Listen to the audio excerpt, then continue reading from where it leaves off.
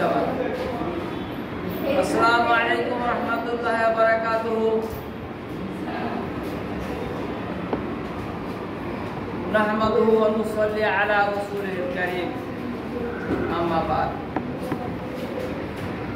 হোতারমিন্দ্র মহাসুমিন্দ্রা আল্লাহ জ্যেষ্ঠাম শ্রেষ্ঠাম পূর্ণাম আল্লাহুম্মা মুহাম্মদ রাহমাতুল্লাহ।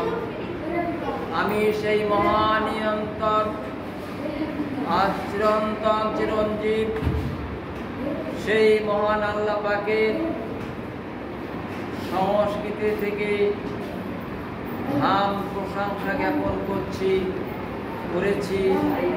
তারপরে আমি আজকে আপনাদের সামনে দণ্ডায়মান হয়েছি।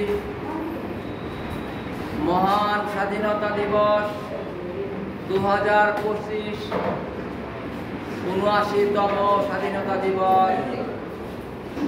আমরা এই স্বাধীনতা দিবসের প্রাককালে স্মরণ করি ওই সমস্ত শহীদদের যারা জীবনের বলিদান দিয়ে ভারত মাতাকে স্বাধীন করেছেন, ভারতবর্ষকে স্বাধীন করেছেন।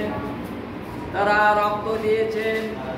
হিন্দু, মুসলমান, খ্রিস্টান, বৌদ্ধ সমস্ত জাতি ধর্ম নির্বিশেষে এই শহীদদের রক্ত দিয়ে স্বাধীনতা লাভ করেছি আমরা। সেই মহান ভারতকে বিদেশি শাসকদের হাত থেকে ছিনিয়ে নিয়ে আজকের পরাধীন থেকে আমরা স্বাধীনতা লাভ করেছি। সেই দিনটি ছিল 1947 15ই আগস্ট। সেই সমস্ত শহীদ লাখ লাখ মুসলিম উলামায়ে কিরাম তারা শহীদ হয়ে গিয়েছিলেন।